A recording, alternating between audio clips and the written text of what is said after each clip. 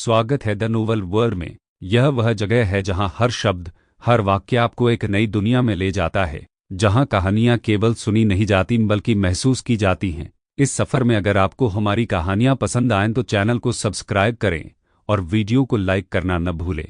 अब अपनी सांसें थाम लीजिए क्योंकि कहानी शुरू हो रही है। सर, कृपया एक पल का इंतज़ार करें। मेरी कंपनी किसी को नीचे भेज रही है। कृपया इंतज़ार करते समय कुछ चाय लें।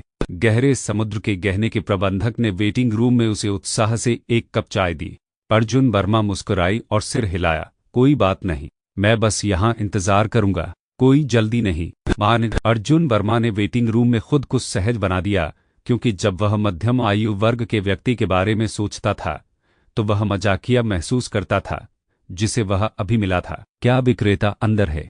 20 मिनट के बाद अर्जुन वर्मा ने बाहर से एक लड़की को सुना। सर, आपको इंतजार करने के लिए क्षमा करें, यह कंपनी से हमारा प्रभारी है।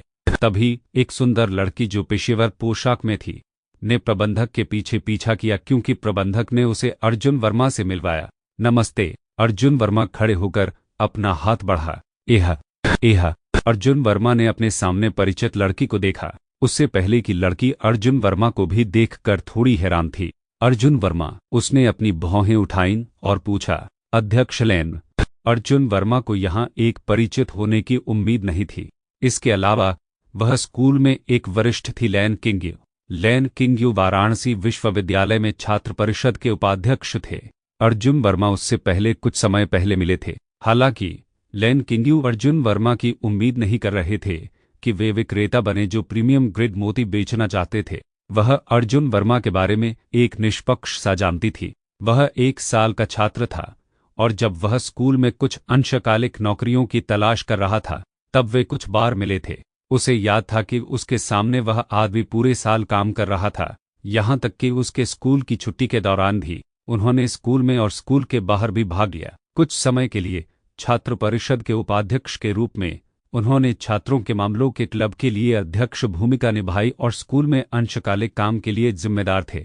इसके बाद अर्जुन वर्मा नॉनस्टॉप में भाग ले रहा था, इसलिए वह अपने परिवार की स्थिति से काफी परिचित थी। उसके माता पिता आसपास नहीं थे और वह अपनी छोटी बहन के साथ रहना छोड़ दिया गया था, इसलिए उसे अपनी बहन की आजीविका के लिए जिम्मेदार होना था। उस समय वापस लैन किंग्यू को उसकी गहरी छाप थी, क्योंकि वह इस आदमी के लिए उचित सम्मान था। क्या संयोग है? अर्जुन वर्मा ने मुस्कुराया और उससे कहा, हाँ निर्देशक लैन, क्या आप इस सज्जन को जानते हैं? प्रबंधक ने विस्मय में पूछा।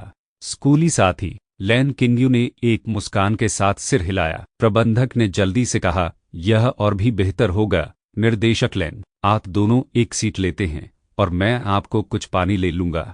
स्कूल में अफवाहें असली हैं। प्रबंधक के रवैये को देखते हुए अर्जुन वर्मा ने स्कूल में अफवाहों के बारे में सोचा कि उनके परिवार के पास एक महत्वपूर्ण सूचीबद्ध कंपनी है और वे एक समृद्ध परिवार थे। भविष्य में वह बड़े पैमाने पर पारिवारिक व्यवसाय ले रही होगी, लेकिन उसे उम्मीद नहीं थी कि वर्ष 3 साल की उम्र से पहले वह पहले से ही अपने पारिवारिक व्यवसाय को संभाल रही थी। अर्जुन वर्मा, मुझे कभी भी उम्मीद नहीं थी कि आप विक्रेता होंगे, लैन किंग्यू ने अर्जुन वर्मा के लिए उदासीन रूप से कहा। अर्जुन वर्मा ने चकित किया और लैन किंग्यू की जांच की, जो कार्यालय की पोशाक में था। उसने एक शांत और दूर के खिंचाव को छोड़ दिया। उसके पास एक महान व्यक्ति था, लेकिन वह प्रकार था जो दूरस्थ और अलग था। स्कूल में वह आइस क्वीन के रूप में जानी जाती थी। वह और गुआन शूकिंग 2 अलग अलग पात्र थे। गुआन शूकिंग एक देवी थी जो अभी तक आरक्षित थी, लेकिन लैन किंग्यू एक देवी थी जिसने अपनी दूरी को बाह की लंबाई में रखा था। मैं आपसे उम्मीद नहीं कर रहा था। क्या आप मुझे मोती दिखा सकते हैं? लैन किंग्यू ने मेज पर मोती पर पीड़ित किया। बिल्कुल। अर्जुन वर्मा ने सिर हिलाया और उसे दिखाया। लैन किंग्यू ने उसकी हथेली में अलग अलग रंगों के 4 मोती रखे। यह शानदार है, उसने कहा। 16 मोती गहने के 1 या 2 सेट या हार की एक स्ट्रिंग बना सकते हैं। मुझे आश्चर्य है कि आप कितना मांग रहे हैं, लैन किंग्यू से पूछा। मुझे अपनी कीमत बताओ।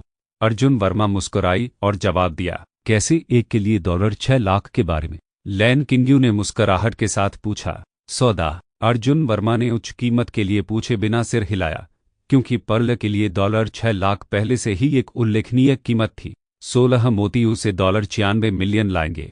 $175 मिलियन के साथ जो उनके पास था, उनके पास कुल $10 मिलियन से अधिक होगा। कुछ दिनों के भीतर अर्जुन वर्मा एक करोड़पति में बदल गई। मुझे लगा कि आप अपनी कीमत बढ़ाएंगे। लैन किंग्यू अर्जुन वर्मा के बिना शर्त समझौते से थोड़ा स्तब्ध था। आप मुझे असहज कर रहे हैं। चलो इसे एक गोल राशि $10 मिलियन बनाते हैं। धन्यवाद। अर्जुन वर्मा ने हंसते हुए सिर हिलाया। क्या मैं पूछ सकता हूं कि आपको ये मोती कहाँ से मिले हैं? लैन किंग्यू ने अपनी जिज्ञासा के साथ पूछा। समुद्र से, अर्जुन वर्मा ने मुस्कुराहट के साथ जवाब दिया। अगर मेरे पास भविष्य में अधिक मोती हैं तो मैं आऊंगा और आपकी तलाश करूंगा। यह सुनकर लैन किंग्यू थोड़ा स्तब्ध था। क्या मोती इतनी आसानी से मिल सकते हैं? अर्जुन वर्मा ने उसे बताया। वे चैट पर एक दूसरे को जोड़ते हैं। जब मुझे अधिक मोती होंगे तो मैं आपके लिए देखूंगा।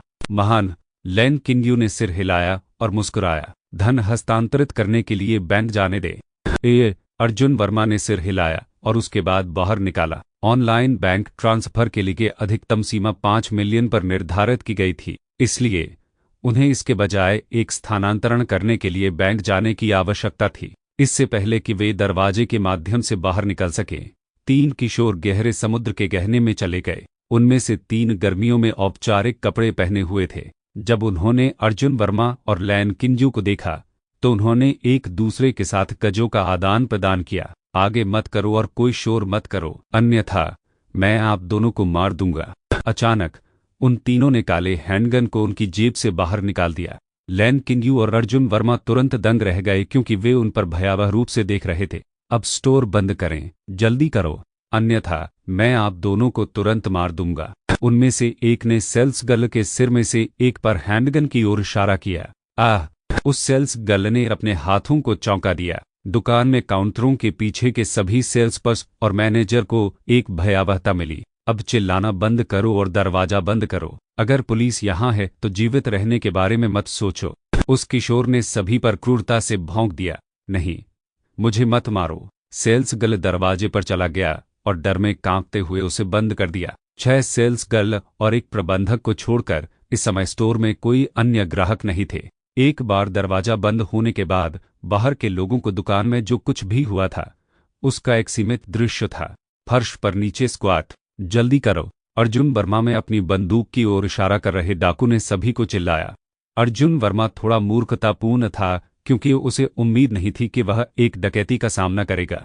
आखिरकार डकैती आधुनिक दिन में एक आम बात नहीं थी। नीचे बैठना। अर्जुन वर्मा के सामने लुटेरे ने फिर से उस पर भौंक लिया।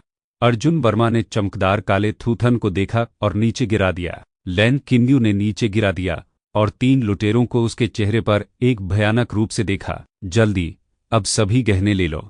एक डाकू ने हैंडगन को अर्जुन वर्मा और बाकी लोगों की ओर इशारा किया। ठीक है, ठीक है। दूसरे डाकू ने अपने कपड़ों में छिपा एक हथौड़ा निकाला और कांच के काउंटरों को तोड़ दिया।